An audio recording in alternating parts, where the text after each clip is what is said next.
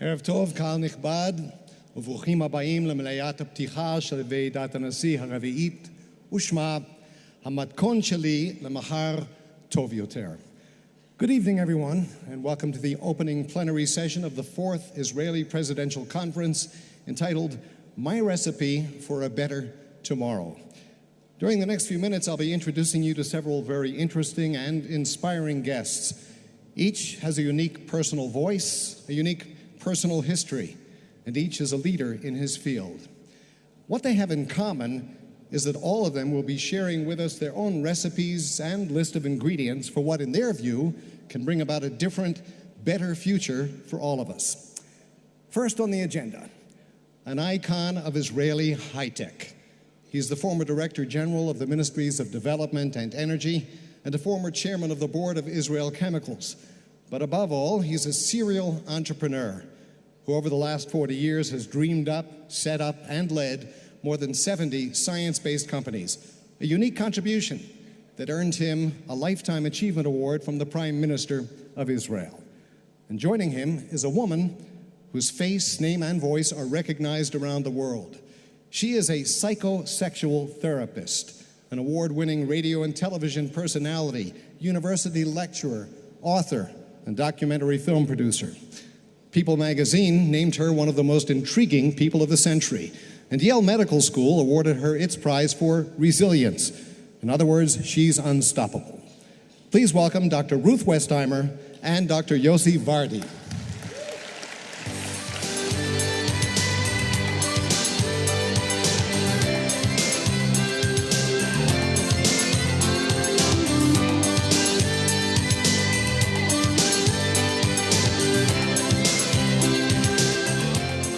Thank you. Our two doctors will be discussing the relationship between the new media and couplehood, which leaves them a very open platform for dialogue.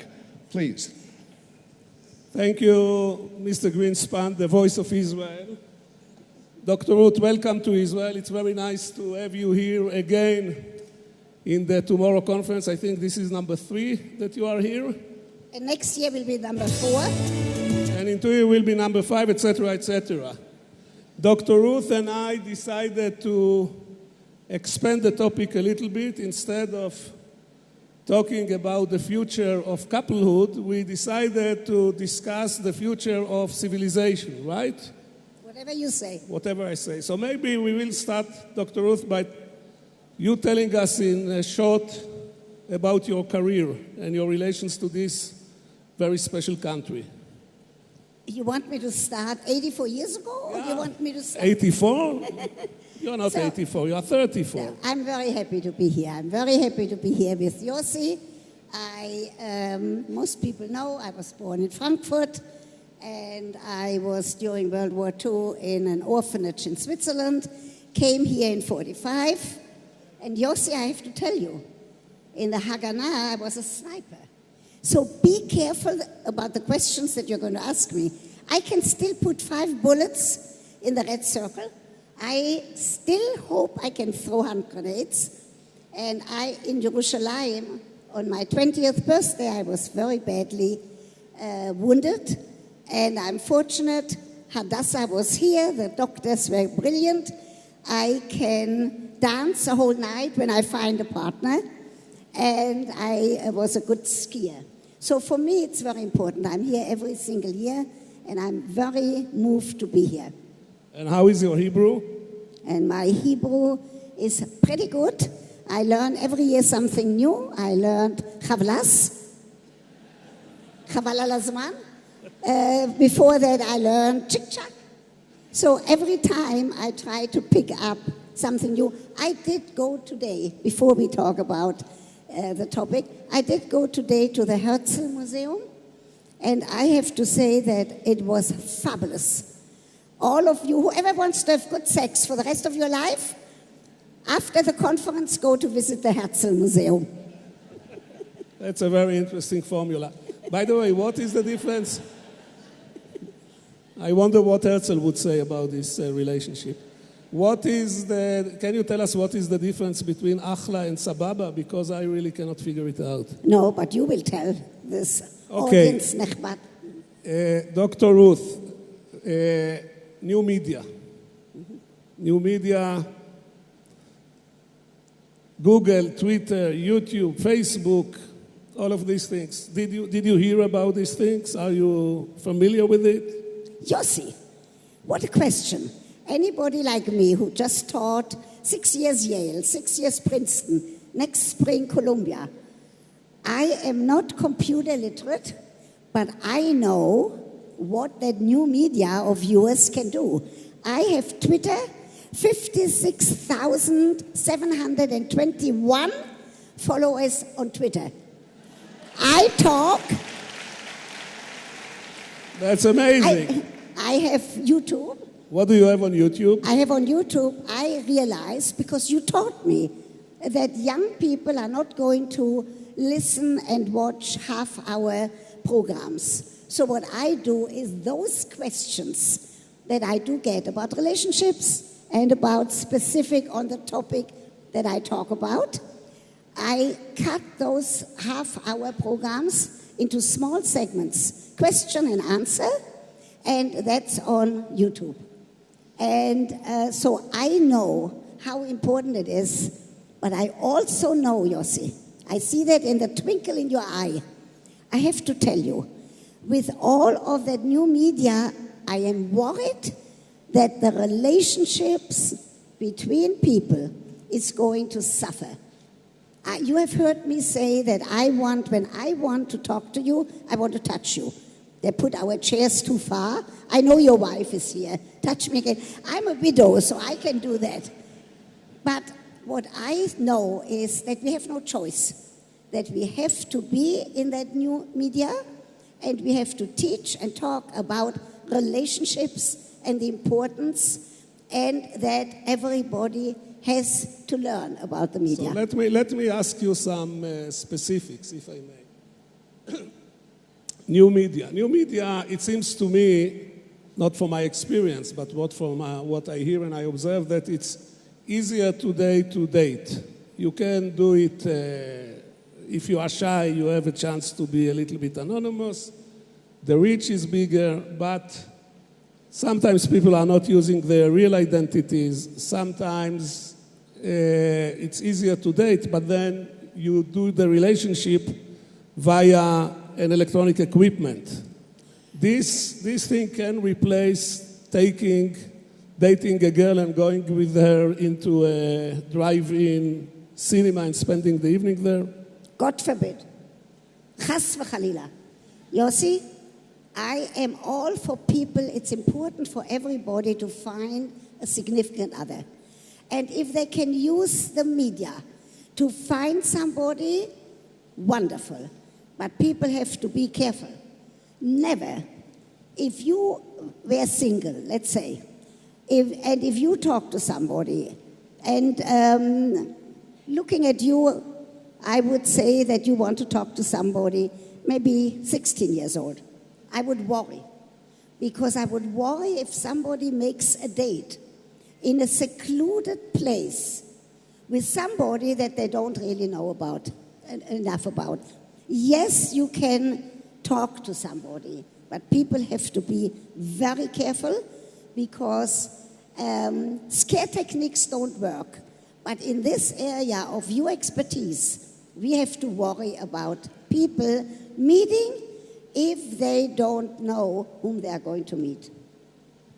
Now, you said, I'm not telling any secret, that you are 84 years old, right? You are 84. Say it loud, it's all right, I'm not embarrassed. No, why should you be embarrassed? I wish at 84 I'm I will not look... I'm not shrinking. How does she still look? short.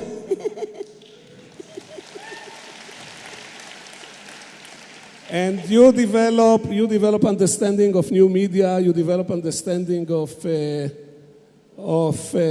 new ways of communication, the social tools, etc. It's amazing that you have 56,721 You listen very carefully. followers of Twitter. In your age group, in my age group, what is the percentage of people which can brag about having this kind of accomplishments like you? Well, first of all, I'm very fortunate because I'm healthy. And the other thing is, for this audience, I have to tell you that because I came, I was in an orphanage, there is no question that I knew that by my having survived, where 1.5 million other Jewish children did not, I have an obligation to make l'tikkun olam. I have an obligation to do something in this world. But with my accent, I never knew that I would talk about sex from morning till night. I thought I'd be a kindergarten teacher, I'll do something in education. But as it happened, I'm very happy with my profession. Good. By the way, what kind of telephone are you using? I'm using an iPhone, but I don't know how to retrieve messages, but I know how to talk. I talk from morning till night. Did you consider to try Android? The what? Android? What is that? Eric, you have a job to do. Eric, you are coming later on the program. You have a job to do, I think. He will explain it to you. Okay, I listen very carefully. But you are using iPhone. That's and you are getting along with it good. You make me envy. You really make me envy. What are your plans for the rest of the year, Dr. Ruth? Okay, I'm so glad you asked that. What do you mean you're so glad? You told me to ask it to you. As it turns out, when I came to the United States, they told me to take speech lessons to lose my accent. At the time, I made $1 an hour. I went for my doctorate. I had no time and no money. Right now, the producers in the States are paying for an actress, Deborah Jo Rapp, who is playing me. They are paying for her with a speech coach to learn my accent. And here in Jerusalem, I have to tell you that I'm blushing a little bit. That's why I'm wearing a red blouse. The play is called Dr. Ruth All the Way. So the other plan is that I'm going to teach a graduate course about family life. I use the documentaries that I did about the Druze, about the Ethiopian, about a whole bunch of the Bedouins, and many of those documentaries I did with Michael. And believe me, I've never seen him dressed the way he's dressed today. When we go out in the field, he wears jeans. So I'm using those films to show what is happening to minorities. It's always about family life, not necessarily about sex life, but about the family life, and to show what is happening with these groups in a place like Israel, with so many different groups. So we have for the rest of the year a show, 4 documentaries. I heard wine. Okay, there's going to be a wine, and it's called Vin d'Amour. See if they can say Vin d'Amour. Can you say Vin d'Amour? And it's less alcohol, because I say to a couple, everybody has a lot of stress. And when you get home, I tell them, take a little bit of wine. Don't drink too much. Otherwise, she falls asleep and he can't perform. So we are coming out with a wine, 6% of alcohol, so that message, it says, less is more, and that this message gets out there, relax, enjoy, rejoice, that you found a person to have a relationship with. Close the computer. Don't watch the television, but talk to each other. Close the computer, go to see a show, and when you come from the show, drink a wine. A little bit. A little bit. Right, not too much. Okay, what else? And what else? On a serious note... what do you mean on a serious note? The whole thing is because serious. I'm a little bit fun. Some of it is fun, because as you know, in the Jewish tradition it says, in the Midrash, a lesson taught with humor is a lesson retained. And you use that at your lectures, and I use it. So But on in a Jewish serious life, note- you know, the highest joy is to be immersed in So your I'm- own sufferings. Never mind the suffering. I leave that to others, but I'm doing a book about it. My next book is for people who take care of Alzheimer and dementia patients. It's not for the patients. It's for those caretakers, the family or paid caretakers, in order to give them advice what to do to keep their morale up, not to get depressed, not to run out of steam, and that's coming out in November. And there is another book. And There is another book, right? the last book I did is called Sexually Speaking, what every woman needs to know about sexual health with a gynecologist. And across the United States and even in Israel, there is no question that women have heard people like me, I'm not the only one, there are many other people talk about that subject, that a woman has to take the responsibility for her sexual satisfaction. You see, even the best lover, even one trained by me, can't bring her to sexual satisfaction if she doesn't teach him what to do. You agree? I'm speechless. Ladies and gentlemen, we are speaking about tomorrow. Usually when you get an 84 years old person on a stage to speak of tomorrow, is usually speaking what he accomplished in the past. And here you see a very young 84 years lady which have programs for this year. What are you going to do in the next 10 years, tell me? Hopefully more teaching. What we need more is more research, probably more teaching, but in any case, not to stay home and complain, but to be out there, like you all are here, to do something productive.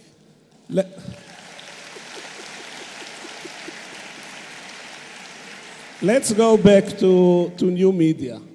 Okay, really in the 20th century, the habits, the ethics of courting, you know, of dating, of spending time together, was totally changed. You know, civilization since its beginning was able to develop tools, you know, to build things, to grow things, to pump water, to build building, to do war, but very little tools have been developed through the ages to enhance your social life.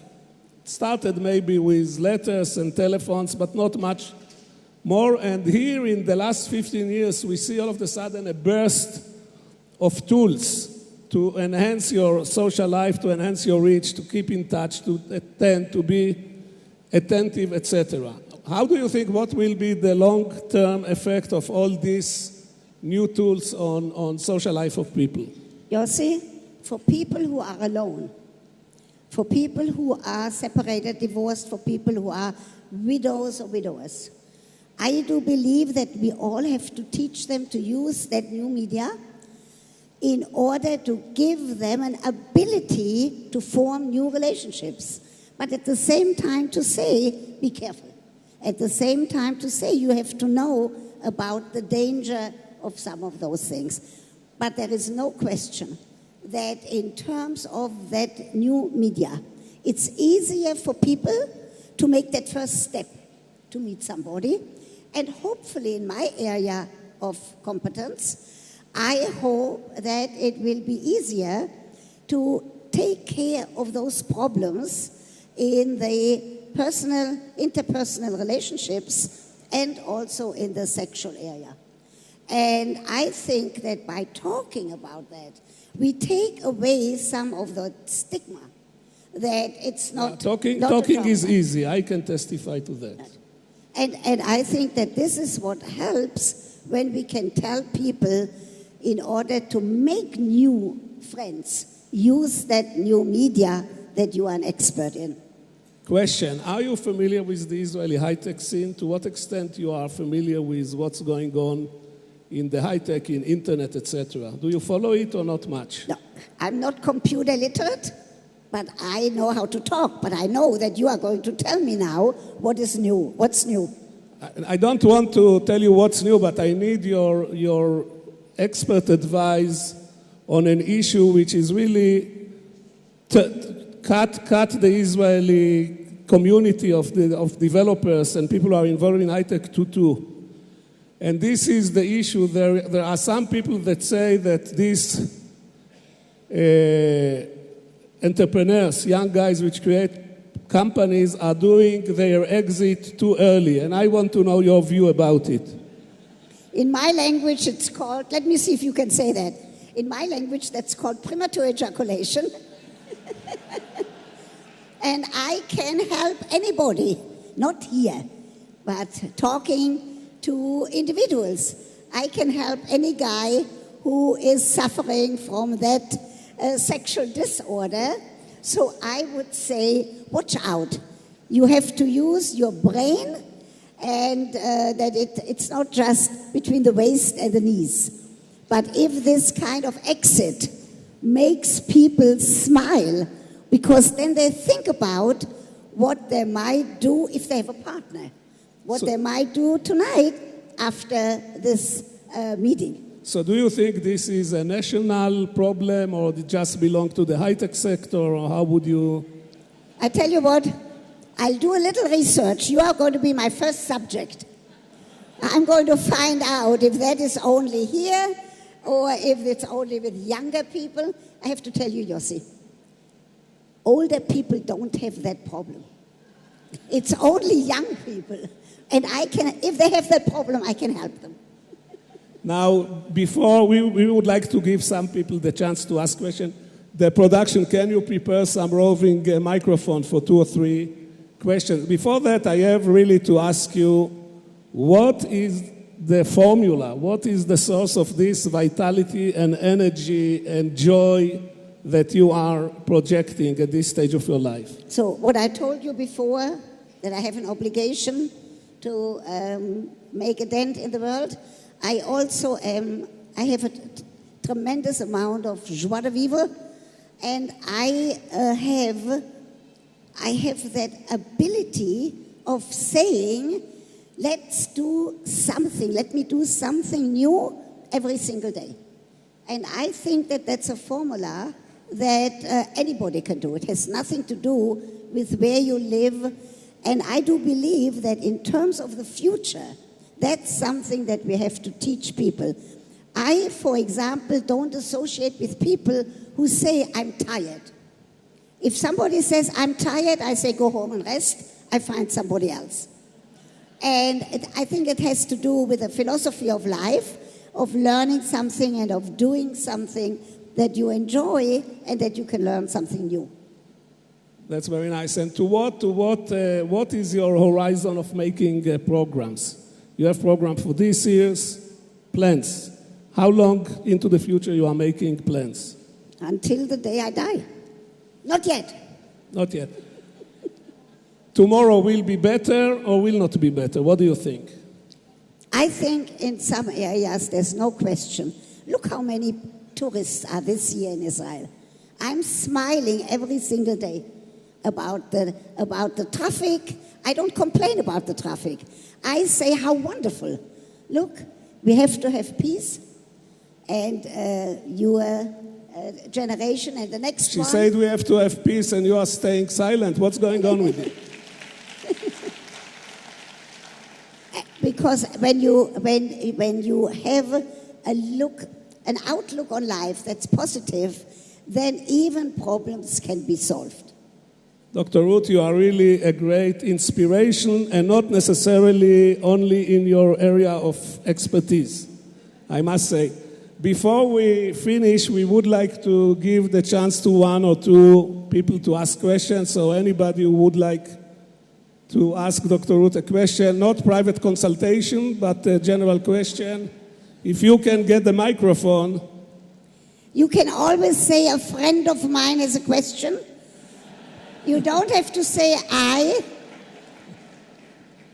Whoever is going to ask me the first question is going to have good sex for the rest of your life. Let me have a question. We have a guy over there. Can you give him a microphone or you want to scream?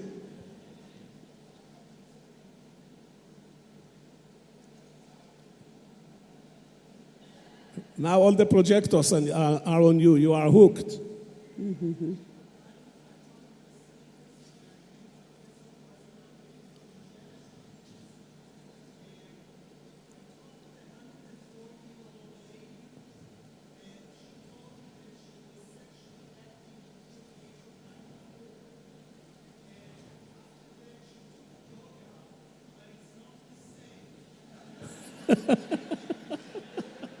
He says that he spoke with a lady who was 104, and she told him that she was sexually active until the age of 94, and then she moved to yoga, but she doesn't have the same sense. So he asked, I don't know what is the question, but I'm sure there is a deep issue into it. Tell her good luck. Pardon? To tell her good luck if she can continue. Dr. Ruth said that you should wish her good luck. And I say, tell her also to try yogurt, not only yoga. Yes.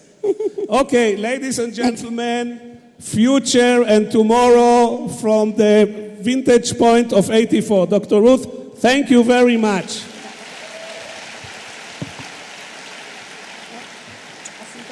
You were wonderful.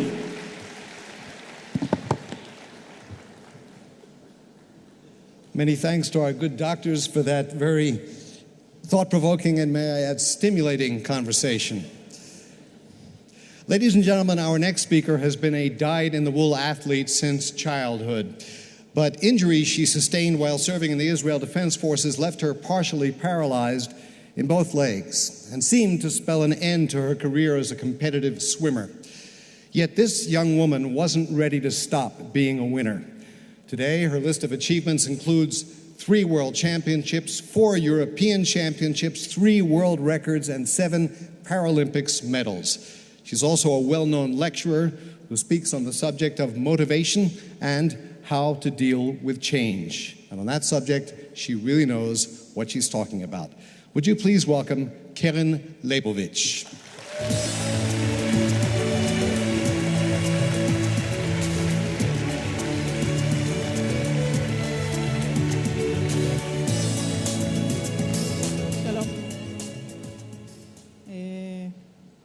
אני אפתח בעברית לטובת הקהל הישראלי, ואני אמשיך באנגלית מפאת הנימוס. אני קרן. אני אראה לכם קטע וידאו קצר, אני אכניס אתכם לאווירה. אני יכולה בבקשה להראות את הקטע וידאו הראשון? אני רוצה להכניס אתכם לאווירה, ואז אני אדבר. זה מהאולימפיאדה הראשונה שהשתתפתי בה, סידני, 2000. אני במסלול 5.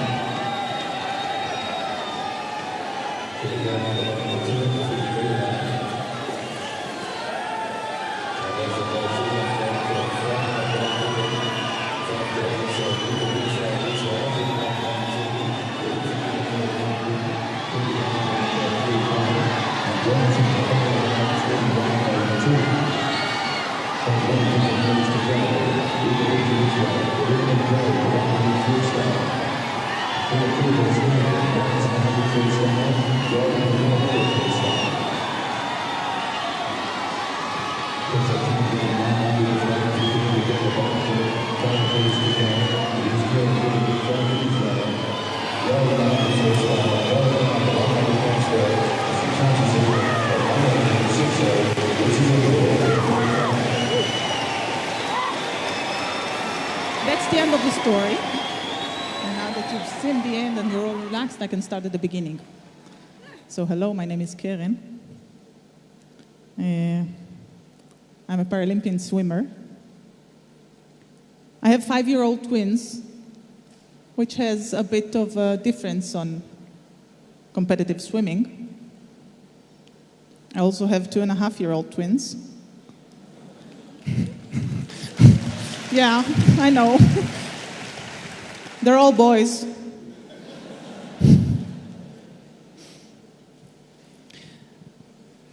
My story divides to two equal parts. There's the part of the sports and the part of the disability.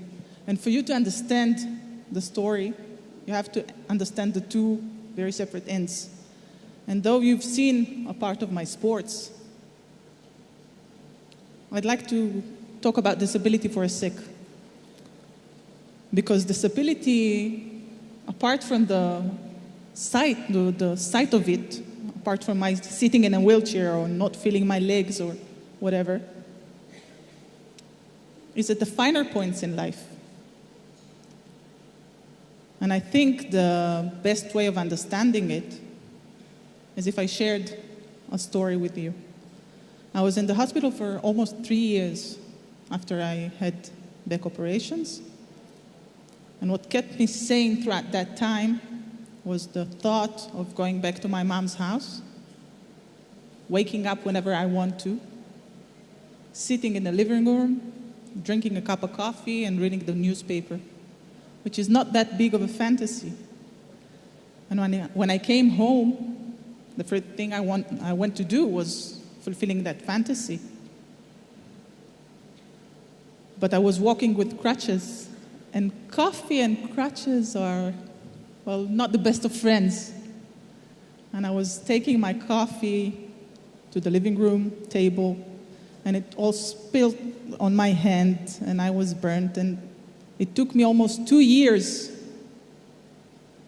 to understand that if I only fill my cup 3/4 high, I can walk with my cup of coffee by myself, not needing any help.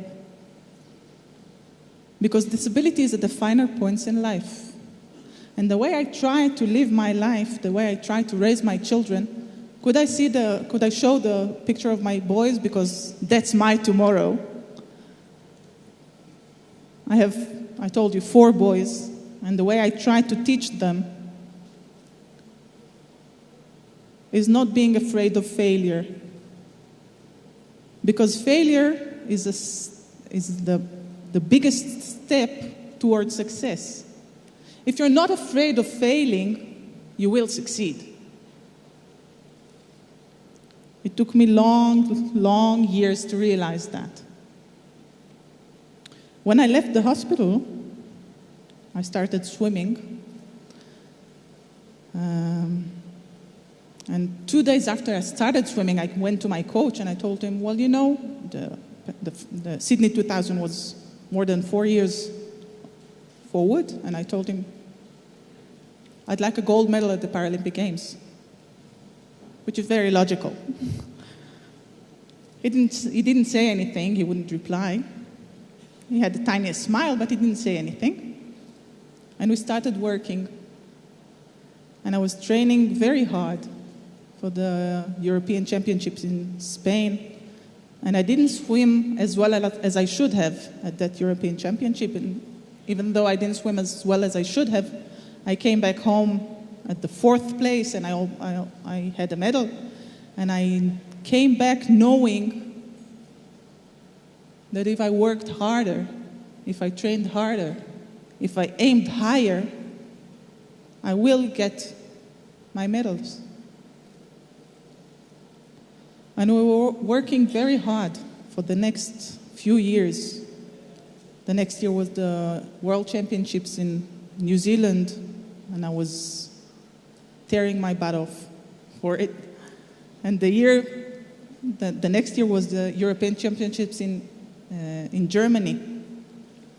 And I came back home from that European Championships having won 3 gold medals and 3 world records at the European Championships in Germany. Thank you. But the finer point there was the pride. It's a big word, but pride for knowing that Hatikva was played in Germany 3 times in the disabled European Championships because of me. And thank you. Thank you. And we came back home and we started training, our last year of training towards the Sydney 2000 Games. Our manager came up to the media and he said that I was the Israeli hope for a medal for Sydney 2000, which is very relaxing. Because my expectations of myself aren't enough, and everyone who swims with me and my family and everyone else aside, I have the entire aspirations of the Israeli state on my broken back. It's not too much. It is. It is too much. I was training twice a day in the water and 3 times a week in the gym. 15 sessions a week. 80 kilometers of swim in the water per week. That's a lot. And 6 months before the games, I tore the ligaments in my right shoulder, which meant an end for my aspirations for the Sydney 2000 Games. But I decided it's not an end, it's a beginning, because, as I said, failure is only a step towards success. 2 months later was the Israeli Championships. And because I had no expectations of me, I was very relaxed before the Israeli Championships, and I swam the best result I ever did at the 100 free at that Israeli Championships. And it was a very important lesson for me to understand. If I'm relaxed, I swim better. It's important to understand it before you go to the Olympic Games than after. And we got to the Olympic Games,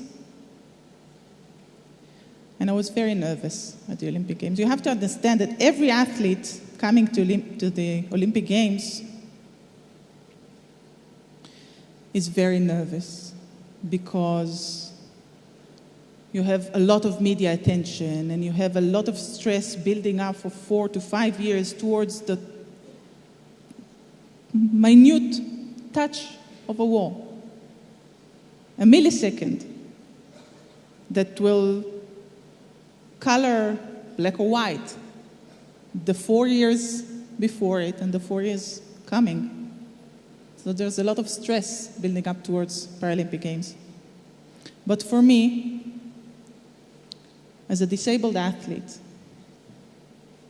somewhere along the way, I don't know where, but somewhere along the way, I got myself to a point I stuck myself in the thought of, if I won at the Paralympic Games, I could go on living with my disability. So the way I felt was that if I won at the Paralympic Games, I could go on living, and that's a bit too much to put on a minute and some that I'm in the water. And 2 days before the games, I felt like I couldn't take it anymore. I honestly felt I was going to die. And I called home and I said I want to go back home. I couldn't take it anymore.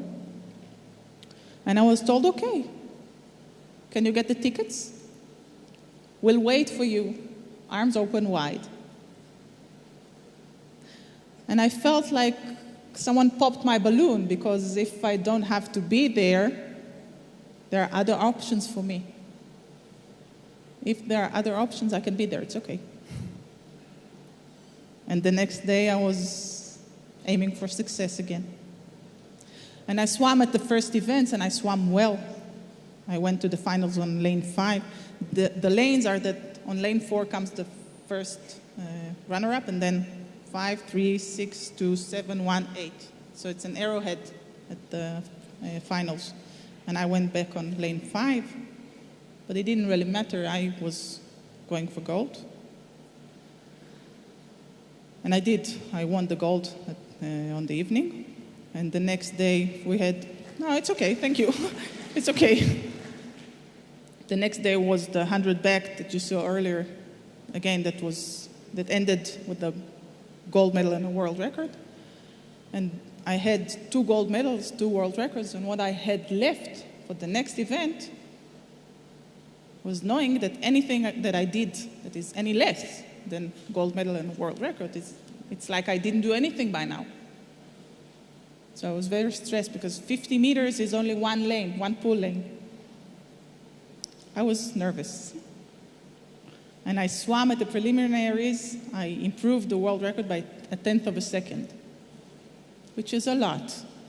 But it's a rookie's mistake, because if you improve the world record in the mornings at preliminaries, the expectations of you become much higher. And I left the pool very nervous, and someone from the media comes to me and he says, "You improved the world record in the morning. What are you going to do this evening?" If I could bite him, I would. I went back to the village and I started crying because I was nervous as hell.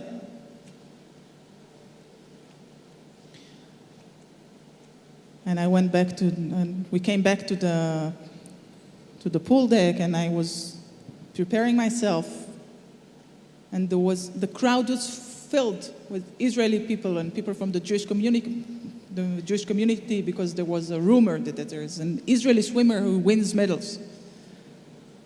They were all cheering and roaring with flags and signs, and I couldn't see anything.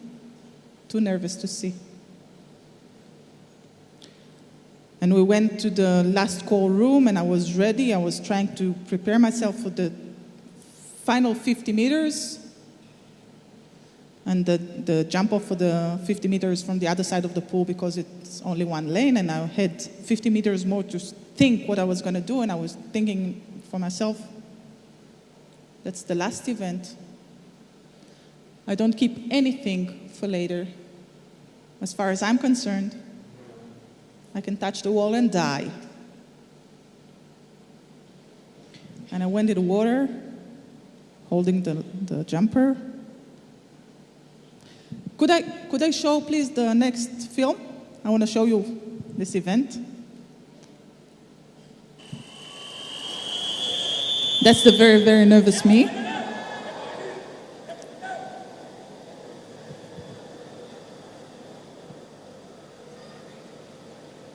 Take your mark.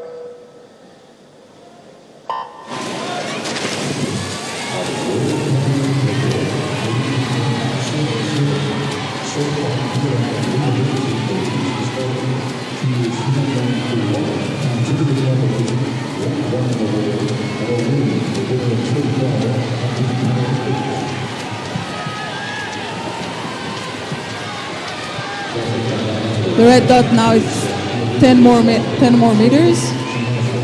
That's 5 more meters.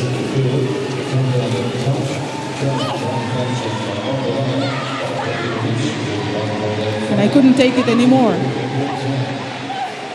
I remember touching the wall, thinking, it's done, I can cry now. 3 gold medals, 3 world records. It's quite a good Paralympic Games. Thank you. Thank you. I participated in Athens 2004. I won 4 medals. I participated in Beijing 2008. I missed the medal by 1/10 of a second. I went there with my nursing twins, but I missed the medal by 1/10 of a second. I was aiming to go to London, but I am going to miss it because of an injury. Rio, here I come. I'd like only one more sentence to finish it up. I would like to tell you, please do not be afraid of failing. It is the best, the one and only step you have to take in order to succeed. Take an example from me. I'm Karen, I'm paralyzed, I have 4 kids. I'm the best in the world at what I do. There aren't that many people who can say that for themselves. Thank you.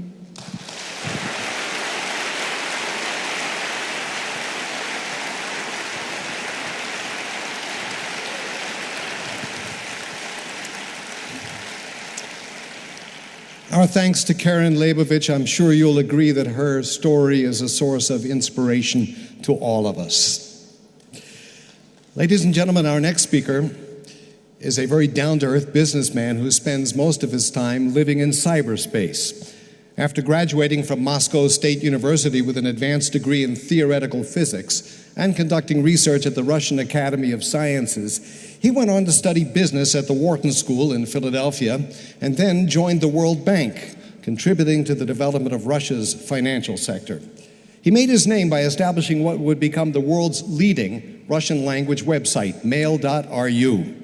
But never one to stand in place, he left that successful enterprise behind to focus on global internet investments in companies like Facebook, Zynga, and Groupon. Today, his company is the world's largest internet investor. In 2011, as a matter of fact, he was awarded the title of VC of the Year. Please welcome the founder of DST Global, Yuri Milner.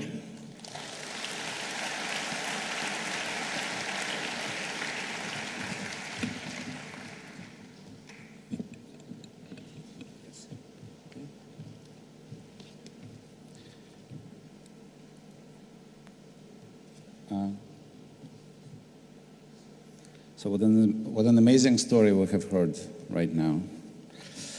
When I was asked to speak about the recipe for tomorrow, I actually recognized that I don't have one, but I decided to speak anyway and tell you about the vision rather than the recipe. And then we can all think about how to get there. But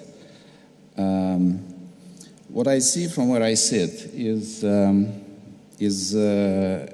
truly amazing thing emerging globally. And this is something that is called the global brain. This term was invented many years ago, and a few academics actually contributed to evolving this notion. But the fascinating thing is that actually tomorrow we can sensibly talk about it and try to predict how this concept will evolve in the next 10, 20 years. So I will start with a very simple but fundamental slide, which basically shows how many people will be connected to internet in the next 5 to 10 years. And the most fascinating thing is really the last piece of this curve, which is actually connecting tomorrow and the next 5 years. And what we see is that another 3 billion people will get connected to internet. This is more than roughly 2 billion, which we do have today. And this is more than we're ever connected. In fact, not a single technology was growing at that pace. It is growing much faster than the adoption of the technologies like radio, television, mobile phones, and the incredible next 10 years would see almost everybody connected to each other, which is really a prerequisite to the emergence of this global brain concept. Not only people will be connected, but also devices. Already 5 billion devices are connected today, but this number will explode to more than 20 billion in the next 10 years. And that combined with the 5 billion people will form this network of 25 billion connected entities. This is something that is called the Internet of Things, when non-humans are connected. Now, this slide I actually borrowed from one of the next speakers, Eric Schmidt. But I was so amazed and impressed by this single data point that I decided to steal it, but refer it back to you, Eric. But it goes like this: the all amount of information that was generated for the last 30,000 years from the first, cave paintings to the year 2003, which was not really such a long time ago, is equal to the amount of information that only takes 2 days to generate today. Actually, it was 2010. I think today it's already 1 day. So in 1 day today, we generate equal amount of information that for the last 30,000 years until 2003. Now, this time scale will be shrink to almost 1 hour 10 years from now. Now, it's very obvious that new sophisticated algorithms will emerge that will help us to process all this information. Not only the information is being generated, but it's also increasingly being shared between people and devices. And the pace of sharing is truly exponential. I just listed 3 examples: Facebook, Twitter, and email services. But essentially, you see that just in the scope of the last 2 to 4 years, it's a multiple of growth. It's 28 times more information is shared on Facebook between people than 2 years ago. It's not driven by the number of people that join Facebook, but it's mostly driven by the fact that the same people just exchange more information. It's actually called the Zuckerberg Law. Mark Zuckerberg obviously was the inventor of Facebook, but it basically states that every 2 years, the amount of information that people share between each other doubles. Sort of equivalent to the Moore Law. Not only we share this information, but we also increasingly consume it in a digital form. And as you can see, the digital media have long time overtaken traditional media by a wide margin. This graph shows the daily usage of different forms of media. And you can basically see that the newspapers are very, very low on the list. The largest newspaper is actually read by no more than 1% of the relative population, while the largest internet properties enjoy 20-25% usage on a daily basis. Unfortunately, this slide was not shown up properly, but the bottom line is that on the left-hand side here, you could see something very old, on the right-hand side, something very new. But essentially, everything that can be more efficient will be more efficient, and this efficiency is driven by this amazing progress in technology.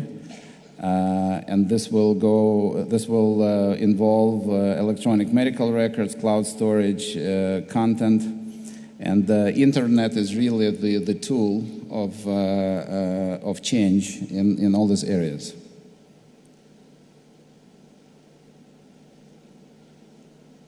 Again, something is unfortunately wrong with the slides. I can only see a part of it. But I can try to explain you what this slide is about. So what you can see here is a small fraction of what was supposed to be on the slide. But I will start with Google. That really was the amazing invention when people took advantage of this unique feature of digital information that you can actually connect different pieces of it electronically and access one clicking on another. This was an amazing invention that basically was the beginning of this new wave of artificial intelligence. Another invention was Wikipedia, when in a very unexpected way, voluntarily people were able to develop the most reliable source of information today. All tests that were performed comparing Wikipedia to Encyclopedia Britannica basically shows that they have roughly the same number of mistakes per 100 articles, which is an amazing achievement if you assume that this is an absolutely decentralized, unregulated project with hundreds of thousands of people participating in it. Of course, IBM Watson was another very impressive achievement of last year when the artificial algorithm built by people that was using Wikipedia extensively was able to become the world champion in Jeopardy games. Of course, more than 10 years ago, artificial intelligence was able to beat human being in chess and many other games. But the point I want to make is really not about machines overtaking humans or humans really giving way to machines, but really something that became known as a global brain, which is a combination of human intelligence and machine intelligence. And this is really the emerging theme, I think, for the next 10, 20 years, when this unique combination of 5 billion connected minds and millions of connected servers will form one single universe that will actually be driving a lot of innovation in the world. In fact, I can project that in the next few years, if you ask a question, if you ask internet a question, you would not be able to basically tell who answered this question, whether it was an algorithm or a human being or a combination of those two. And this is an interesting phase transition that we're approaching. And by the same token, you would not be able to tell who is asking you this question if you're able to answer it. Maybe this is an algorithm asking you the question that he wants to learn from. So this will really be an interesting time when this mix of human and machine intelligence will emerge. It will be truly global. There will be no language barriers because the technologies are already available to instantly translate anything between different languages.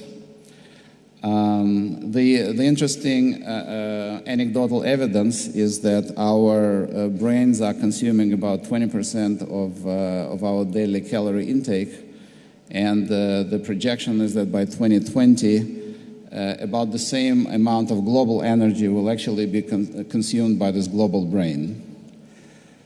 So it's kind of obvious that the human brain evolution has reached its physical limits. Our brains cannot be bigger. There are many biological constraints to our brains becoming smarter.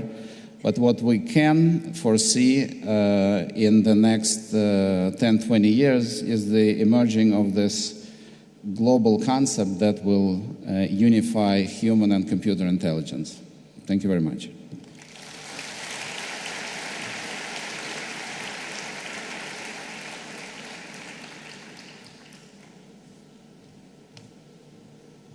Yuri, thank you very much for being with us today. Ladies and gentlemen, if you thought that economics is merely a matter of dollars, cents, and mathematics, our next speaker might suggest that you think again and think differently. He's Professor Emeritus in Psychology and Public Policy at Princeton University.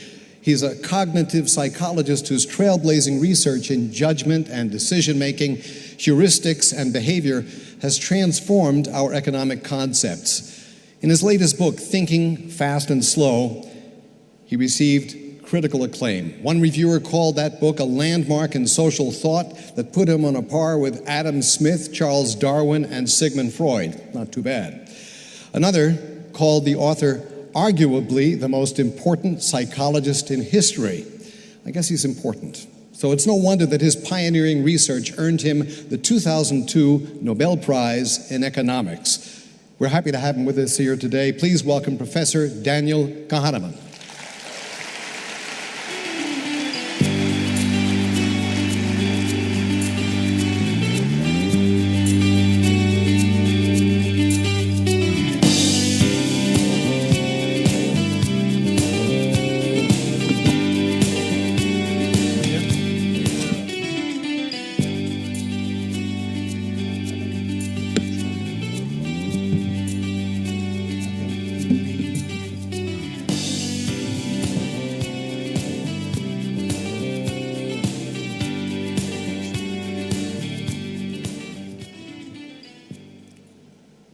I'm a psychologist, and I'm going to talk about politics, about the psychology of politics.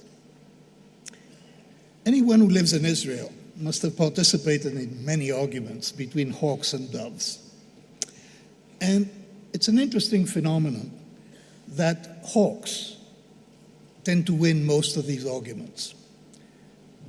And so for many years I have been wondering, actually, why do doves sound timid, naive, childish? Why do hawks sound like realistic adults, people who really understand the world and find their way in it? And I now believe that modern psychology actually provides an answer to the advantage of hawks over doves in arguments, not only in Israel, but everywhere. I personally encountered this problem many years ago. The year was 1973, and it was spring or early summer, a few months before the Yom Kippur War. There was a conference at the Van Leer Institute, not too far from here. And the topic of the conference was social science and strategy, or social science and war. And, of course, the underlying theme of that conference was a debate between hawks and doves.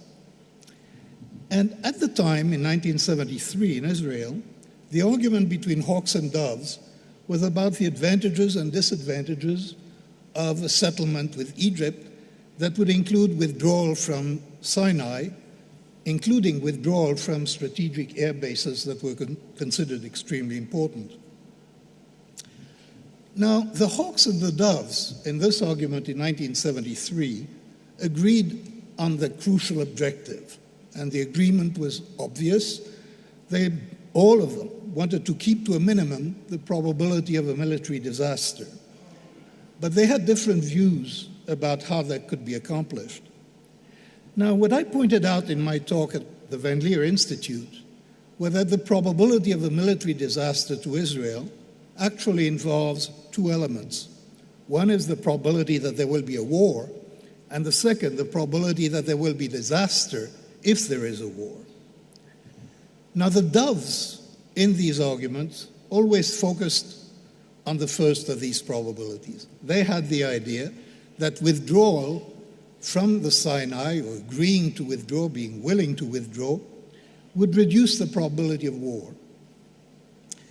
And the hawks had a completely different view.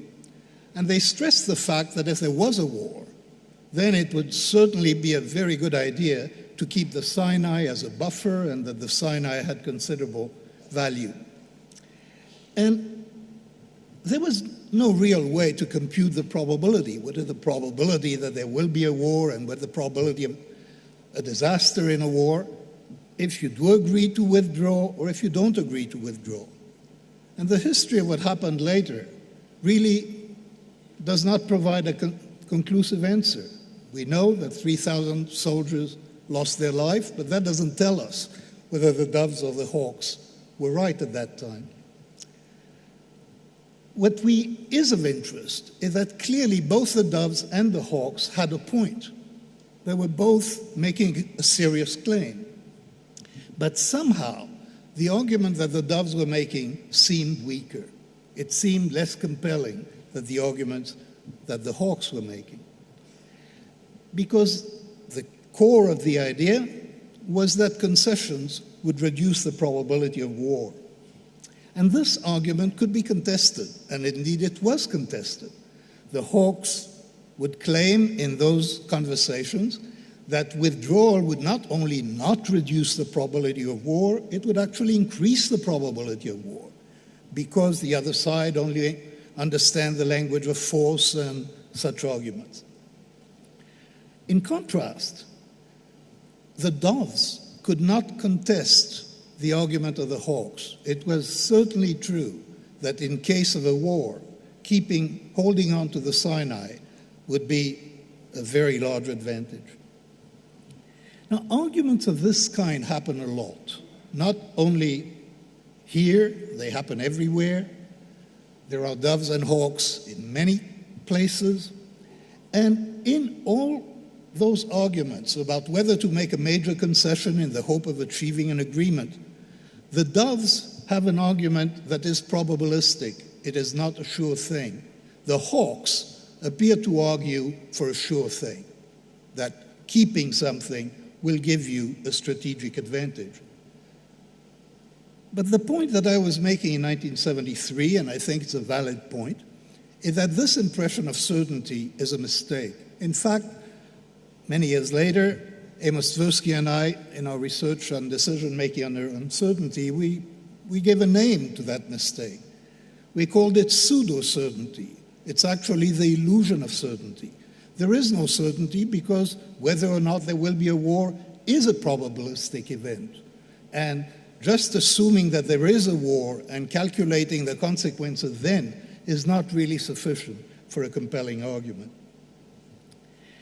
Now, there was another reason for the advantage of hawks in this case, and actually in many other cases. And this is an asymmetry in responsibility and blame that hawks and doves, when they are in a position of leadership, take upon themselves. And there is an interesting fact about what happened in Israel after the 1973 war. There was, of course, a massive amount of reckoning, cheshbon nefesh, about what had happened. And there was an enormous amount of anger about the lack of preparedness. And that was the focus of attention for a long time. What was in some ways remarkable was that, so far as I could see then, no one blamed the government for not responding to the peace overtures of the Egyptians that maybe could have prevented that war. That argument barely came up. Even after the fact, it was assumed that the war had taken place, and then the question was whether Israel was properly prepared for it. You can just try to imagine what would have happened if Israel had in fact agreed to a settlement, and then Egypt had broken the agreement, there had been a war, 3,000 Israeli soldiers would have been killed, and we would have ended up where, in fact, we did end up. It's absolutely clear when you think about that national leaders who would have made such an agreement and reached such a consequence, they would appear to be idiots. They would appear to be fools, naive fools. When leaders have to decide on such matters, they not only consider the probability of a military disaster, and perhaps the probability of a military disaster is not even the thing that looms largest in their mind. They also consider the probability that it will be seen in history, in retrospect, in hindsight, as having been stupid and naive. Trusting the asymmetry gives a very powerful advantage to hawks because trusting your adversary exposes you to the risk of being judged stupid. Mistrust doesn't involve this risk. Mistrust is actually safer from the point of view of the leaders. Now, I don't want to claim that trust is always justified. Of course it is not. Of course betrayal is common. Nor do I want to claim that doves are always right. Of course they are not. Doves are in fact wrong quite often. My point is simply that there is a bias. Hawks win arguments that they do not deserve to win because we are biased in their favor, because rhetorically in these arguments it is just easier to argue the hawkish line than the dovish line. They appear sensible even when in fact they're not rational. Now, the psychological analysis doesn't end here, and the last 40 years have yielded many discoveries of cognitive and emotional biases. That's been my career, but it's also been the career of many other psychologists. And many biases have been discovered that have nothing to do, ostensibly, with conflict. They have been studied in many other situations, but a few years ago, when I was again due to give a lecture in Van Leer, in the Van Leer Institute, I drew up a list of all the biases that psychologists had discovered during the last 30 or 40 years, and the results were truly surprising to me, because it turned out that essentially all the cognitive biases that have been discovered favor the hawks in these arguments. They tend to make the hawks more believable. They tend to make the hawks more convincing than in fact they deserve to be. The list of biases is actually quite long, I think 10 or 12, and of course I have 5 minutes left, so I only have time to mention a few examples. I'll mention one bias that actually has not been studied in situations of conflict, but it's one of the major discoveries of social psychologists, and they've given it a grandiose name, the fundamental attribution error. And the basic idea of this bias is that there is a difference between the way that we explain our own behavior and the way that we explain the behavior of other people. And the rule, the finding is very simple. We think of ourselves as responding to situations. We explain our behavior by saying, well, this was the situation and I was responding to the situation.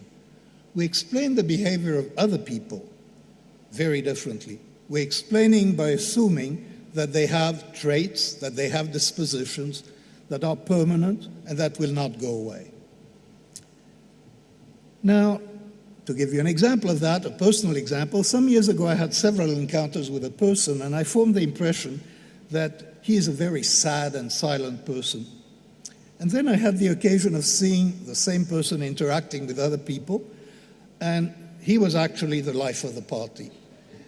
And then I understood something that had never occurred to me before, that I was causing him to be sad and silent. He was responding to me. It was not his characteristic. It was what I was doing, and I had interpreted what he was doing as a permanent trait. This rule, the fundamental attribution error, applies with special force to conflicts. It's true in marital quarrels, and it's true in international conflict, that in general, I see myself as reacting to the provocation of others, but I find it difficult to see that the other side, my wife say, is reacting to my provocations. In the period leading to the Yom Kippur War, the Hawks believed, and that's an example, that the desire of Egyptians for war expressed a permanent hostility and a permanent desire to wipe out Israel, that it was not a reaction to the insult of the occupation. This assumption that the other side's hostility is immutable is a common part of the hawkish worldview, and it's accompanied often by a belief that the only language that the other side understands is force, and this belief is simply an expression of intellectual laziness. This is simply not true. There are very few people who only understand that language. In general, then, the fundamental attribution error supports the belief that conciliatory moves are a waste of time. But in fact, conciliation sometimes works.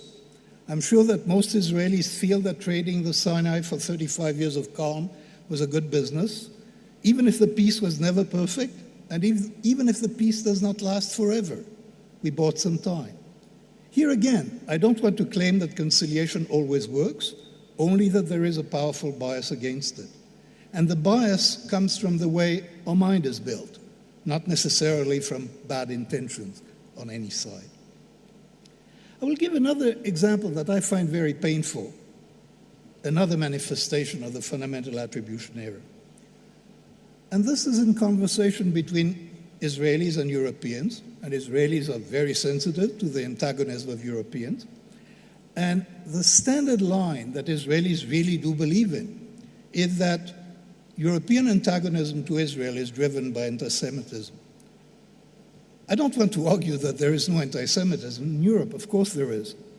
But the question is really whether the first thought that comes to mind when European centrists or leftists think of Israel is that it's a Jewish state. I don't think so. I think that what comes to mind first is that Israel occupies territory, and occupation happens to be a very dirty word in Europe. It is not a dirty word in the United States, but it is a dirty word in Europe. Now notice what the effect is of labeling all criticism as anti-Semitism.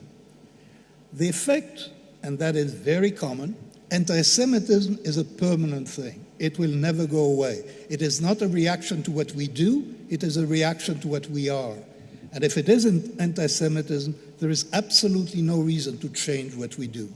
If it is a reaction to what we do, then perhaps there is reason to examine what we do. There is more. There are many other biases that lead to the advantage that hawks have over doves. And I should repeat, my claim in this talk, which was not an easy talk to think of, and it was not an easy talk to deliver here, I didn't say, and I don't want to say, that doves are always right. I did say that hawks win more arguments than they should. And my recipe for a better world tomorrow is a world in which people acknowledge the psychological reality of the biases, cognitive and emotional, that favor hawks, admit that in some conditions the hawkish bias can lead to disaster, and I hope that in the better world of tomorrow, people make an effort to avoid this bias. Thank you.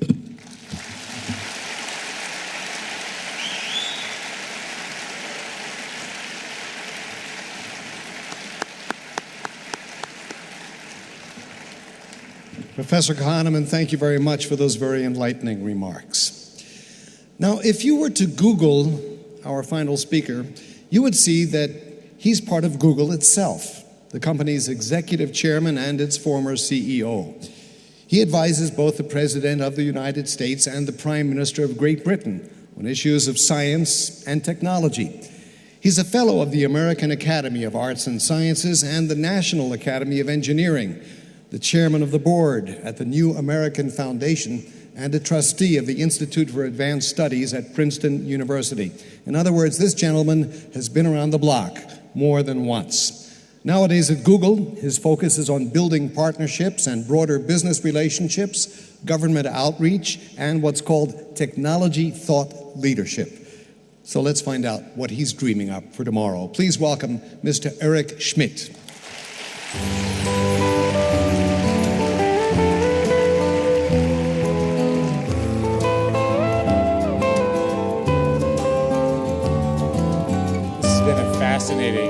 Fascinating conference. I really enjoyed the sessions.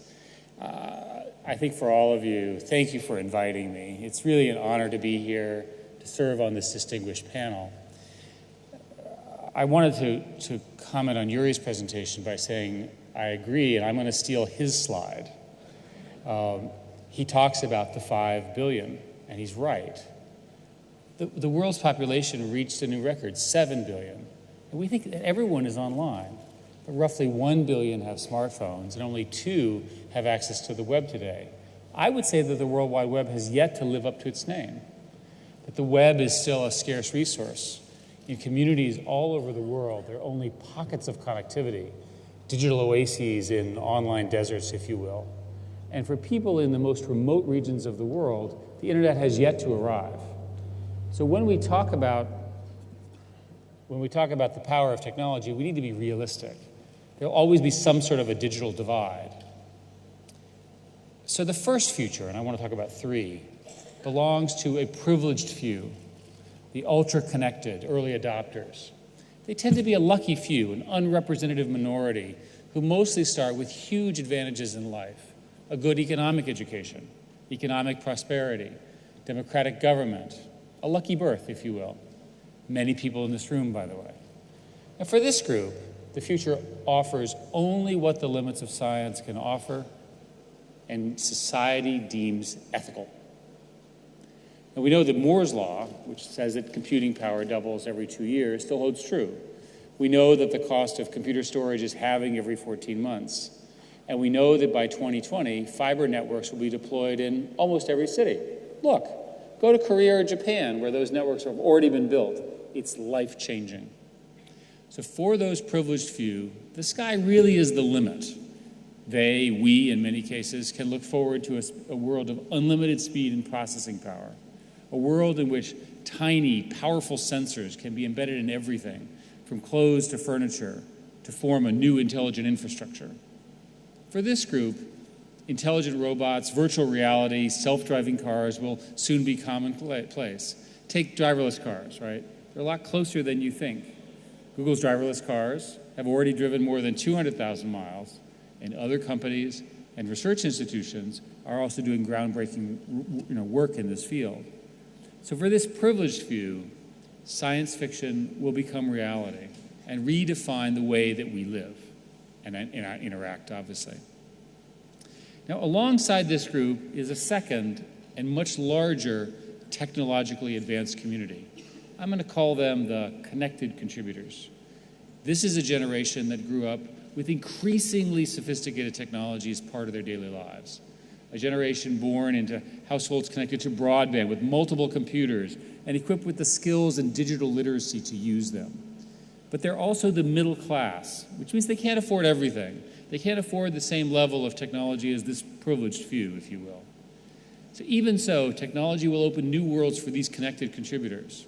I'll give you an example, holopresence technology, which allows you to experience events in remote places, even if you were there. You'll be able to see and hear, experience the sensation of touch with something called haptic technology, and perhaps even smell with something called synthetic scent. With language translation built in, you won't even need to speak the same language. So imagine being able to stand among the street performers in the Grand Market of Marrakesh, or North Korea when, as we hope, the regime will have its first real election. Or for people who are unable to visit this amazing city, being able to touch its ancient stone walls and visit the Western Wall, see the Dome of the Rock, and walk along the Via Dolorosa. But although this group, this connected contributors, are a rapidly growing community, they're still a minority of the whole. There's another future that awaits this next 5 billion. I'm going to call them the aspiring majority. In the next decade, there will be big improvements in the digital infrastructure of the developing world. Wired networks will get faster and go further, obviously. In the coming years, the number of new data centers will boom, mostly in markets like Southeast Asia, Turkey, and China. But we should not and cannot imagine the future simply by extrapolating our past. For this aspiring majority, it's not going to be about dial-up modems and DSL and broadband. It's going to be about the smartphone. This is my Android phone, by the way, Dr. Ruth. That little computer that's in their pockets that changes their lives. And an iPhone is okay, too. The smartphone revolution will be universal. A mobile experience of at least the level of today will be available to almost anyone at a fraction of the price. Do the math with me. In 12 years, handsets are going to be roughly 20 times faster, and phones that cost, say, $400, similar to this one, will be available for $20. Imagine what this means for the world's poor. They'll literally have a supercomputer and a really smart sidekick all rolled into one. These phones will have powerful sensors, voice-activated input, real-time analysis to diagnose medical conditions, detect air pollution, detect environmental hazards, all the things that we worry about. Now, of course, having a smartphone is not enough to get you online. You're still going to need a data connection. But smartphones don't have to talk to a central hub. They can just talk to each other, sharing data in what are called peer-to-peer relationships without intermediaries. The network that I'm talking about will become a digital watering hole where people meet and hang out. And we talked about that a little bit. Communities will be drawn closer together. People who've accessed the network can engage in shared experiences regardless of all the physical barriers between us. No one is suggesting that technology will suddenly transform the social, political, and economic conditions of communities. But technology does not produce miracles. But connectivity, even in modest amounts, changes lives. There, then, is, I think, the ultimate finding of this future. There will still be elites, absolutely, but they will not have a monopoly on progress and opportunity. All of us, everyone here, regardless of where we came from, are blessed with the creativity, imagination, and a capacity for innovation. This is what Israel stands for, as far as I can tell. Connectivity will help unlock that potential. The weak will be made strong, and those with nothing will have something. Now, this future does not arrive on its own. It's important. Society must create the right conditions for citizens to take advantage of it and prosper. Let me give you an example. Let's pay attention first to how we're educating our children. Today's generation of students is the first fully connected generation the world has ever known. If they're awake, they're online. Check, talk to your kids. There's a joke that I heard about a college kid who's getting mugged, and he says, hold on, I have to update my status and say I'm being mugged, and then you can have my phone. To say that the world has been transformed by computing is an understatement. Yet oddly, this doesn't seem to apply to education, at least not very often. From what I can tell, at least in the US, the approach to classroom teaching seems to have changed little in the past decades, and maybe this is true here as well, especially for older school pupils in college. Much of the time, someone is standing in front of the class, lecturing and answering questions while the students make notes, same as when I was a youngster in school. But as an outside observer, I find it extraordinary that the way we teach kids seems so little changed by advances in computing. Now, I'm generalizing, and there's some wonderful things happening on the margins. A great example is something called the Khan Academy, which offers about 3,000 video lessons on YouTube, always like YouTube, addressing topics from algebra to art history. In 2010, Google donated $2 million to help them create more courses, but more importantly, to translate their core material into as many languages as they could. Last year, it was used by 4.7 million people worldwide. Pretty good. Governments are also looking at ways to revolutionize the education system and bring it into the 21st century. Yesterday, we hosted your Minister of Education, Gideon Sahar, I think, at our Big Ten event, and we heard from him about initiatives already underway to invest in digitizing Israel's education system. And last week, in cooperation with this ministry, the Google folks delivered online lessons about web safety to 10,000 students around Israel in the 5th and 6th grades. So once more people get online, principles and ideas can scale, they can become globalized. And online access breeds transparency, which minimizes corruption. Online access gives people a limitless flow of knowledge. It makes clear the power of freedom of speech. It promotes the rule of law. And it encourages the people to take risks they wouldn't otherwise. Now, we've seen this in Egypt. We've seen it in Tunisia.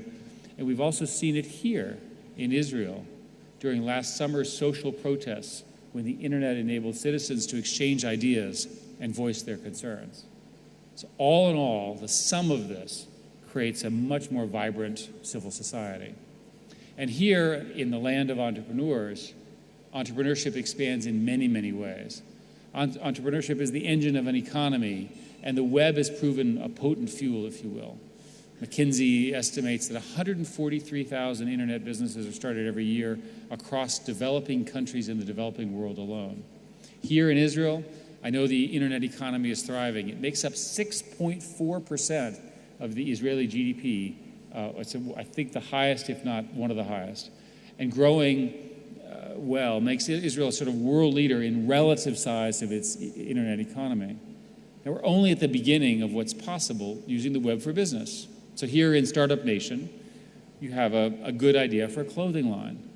In the near future, you'll be able to use cloud applications to design outfits, contract with factories, establish an online store, lease a physical space, take delivery of your goods, and open for business, all in 48 hours. That's the web. That's the connected brain that Yuri talked about. And you'll be able to do it from anywhere, at any time, from your home, from your pocket. Just imagine how much better the web will get with these additional 5 billion people show up. More innovation, more creativity. If you connect people with information, they will change the world. Now, of course, this growth is not an unalloyed good. There's obviously some downsides, some obstacles, and I want to talk about 3 of them. First, we built the internet without criminals in mind. It didn't occur to us that criminals would be on it. It was a mistake. While it's getting more and more secure, the inherent vulnerabilities that in its design will exist for at least another decade. Fixing this problem is a huge task, and except for the military networks, every single node of the web that's connected and will have to be upgraded through a pretty painful process. And while threats come from individuals and even groups of people, the biggest problem will be activities stemming from nations that are trying to do harm. It's very, very, very difficult to identify the source of cybercriminality and stop it. On the internet, people and corporations may be paying to deceive or even hurt you. Second, the fact that there is no delete button on the internet forces public policy choices that we'd never imagined. Much of the existing privacy debate centers on this sort of tension between the public's right to know and the important individual right of individual privacy. A false accusation in your youth used to fade away, thank goodness, but now it remains forever. I hope that ranking emerges that distinguishes between truth and falsehood to allow people to start over, for example, on a new footing. We need to educate people about the consequences in this new world. If you upload a video of your young friend drunk without their permission, you may be ruining their life. We don't have the option of prohibiting internet use before the age of 16, and humans will never mature fast enough as children to keep up with the choices that we now offer them. We will need human intervention, starting with very strong parents. Now, criminals suffer too from the lack of a delete button, and they leave a virtual wake behind them. Anyone engaging in illegal activity needs some secrecy, some discretion to do their illegal or illicit business. So in a world ridden with technology, it's much harder to get away with things. Technology imposes risks on criminals and their activities at an increasing rate, which I guess is a good thing. And finally, in my worries, I worry about governments filtering information. Today, there are at least 42 governments engaging in online censorship in some form, up from just 4 a decade ago. Thank goodness Israel does not do this. But where does the line get drawn? Last year, we saw in Egypt what happened when the government tried to turn the internet off. Now, many governments are trying to build their own walled internet, a balkanized web in which you and I do not see the same information and no one knows what's been censored. Not only does filtering not work, it creates dark places where hate, radicalism, and crime can flourish. It's better to go find and stop the criminal using the police than merely try to block their webpage. Inevitably, filtering technology will become more and more effective. We face the real possibility that we could end up living in a society in which software silently deletes our voices, our thoughts, or even our culture. It would be terrible. So in the future, progress and innovation will accelerate in the rich and connected countries. We will all benefit from previously unreachable advances in medicine, in research, in transport, in products, the products that we use, and in the quality of life and entertainment that we enjoy. It's great. That shared experience puts us all together. But in countries that follow, it's even more interesting. Connectivity will compel citizens to demand that their governments catch up. Think of it as a forced upgrade. And if the leadership doesn't work, envy will. Unlike other resources, access to the internet is the one global good that no one starts a war over. Not yet, anyway. Companies will fight over the web in the marketplace, not in the battlefield. And that ultimately means lower prices, higher bandwidth, and more connectivity for all. People around the globe will expect connectivity and will battle to keep it. Greater access leads to stronger demands for accountability, and even stubborn governments will have to meet their citizens' rising expectations. On my recent trip to Afghanistan, I learned of a village that submitted without protest to the role of the Taliban, but then they revolted against the Taliban when they took their mobile phones away. As for the future of the web, if I had to sum it up in one sentence, it would be the following. It will be nothing, and it will be everything. It'll be nothing because it will disappear, not by going away, but by going everywhere, and that billions of people will travel with it. Thank you so very much, and congratulations on a great conference. Thank you.